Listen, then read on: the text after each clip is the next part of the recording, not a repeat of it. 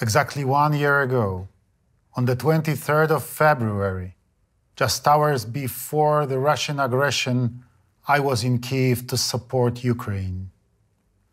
I spoke to President Volodymyr Zelensky. As I said goodbye, I saw great determination and courage in his eyes. He said to me at the time, "We may never see each other again. No one here will give up. We will fight until the very end." I replied, "Volodymyr, we will see each other many more times. You can always count on Poland. God bless you." That is why, when the world expected Kyiv to fall within 3 days and the whole of Ukraine within a week, we in Poland knew that this would not happen.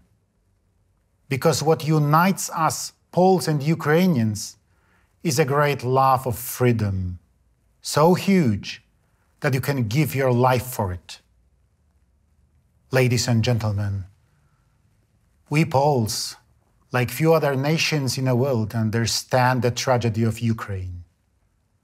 We know what war, death, and suffering mean, just like demolished cities and crimes of genocide. During World War II, 6 million of our citizens perished, and Warsaw, the capital of Poland, was razed to the ground. Our history, however, proves that even crimes and persecutions will not break the true spirit of freedom. The denial of freedom is enslavement, imperialism, sick dreams of domination over others.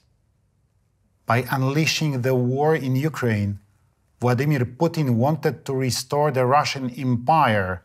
He wanted to divide the world and make Europe permanently dependent on his resources. And the vast majority of Russians supported him in that.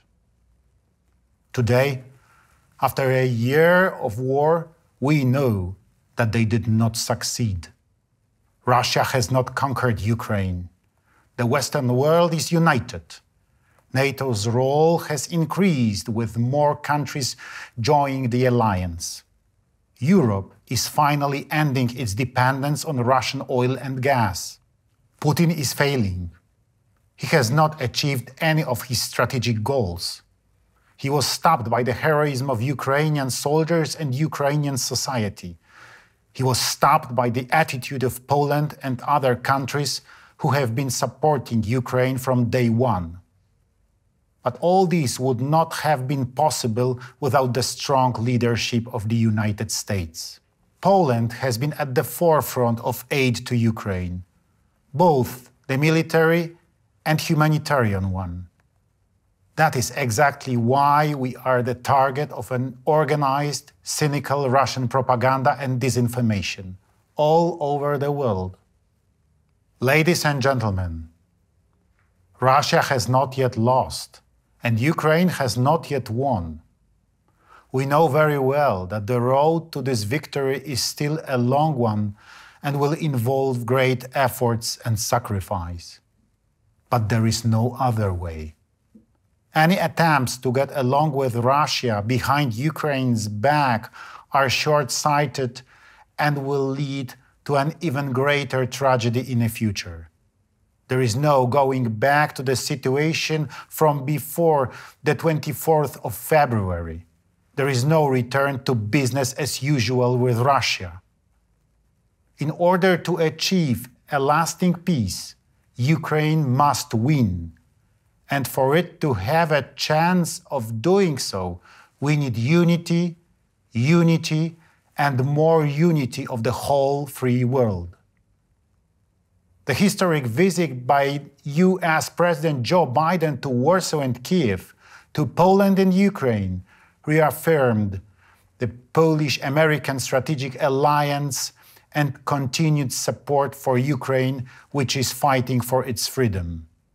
The United States is a guarantee of security on the old continent. Many in Europe have forgotten this. We remember.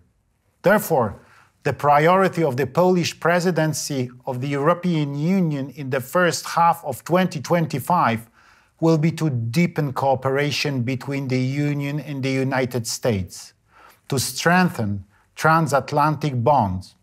Ladies and gentlemen, Poland is a country of solidarity. A great movement which brought together millions of people and changed the world's recent history by contributing to the fall of communism. We are proud of this.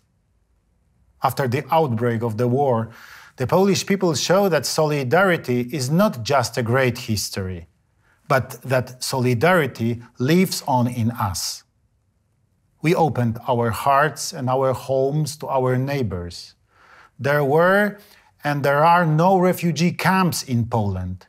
We welcomed and continue to welcome our guests in our homes. This is the second wave of solidarity for us, solidarity with Ukraine. Ukraine still needs a great deal of support from the whole free world. For it is fighting for this freedom now. We know that the consequences of this war are affecting many people around the world. But let us remember that it is the Ukrainian people who are paying the highest price for this freedom, the price of their lives. And that is why from Warsaw, a city so afflicted by war, from Poland, from the country of solidarity, there is an appeal going out to the whole world. Stand in solidarity with Ukraine. We repeat the words which Poles had on their lips when they were fighting for their freedom. There is no freedom without solidarity.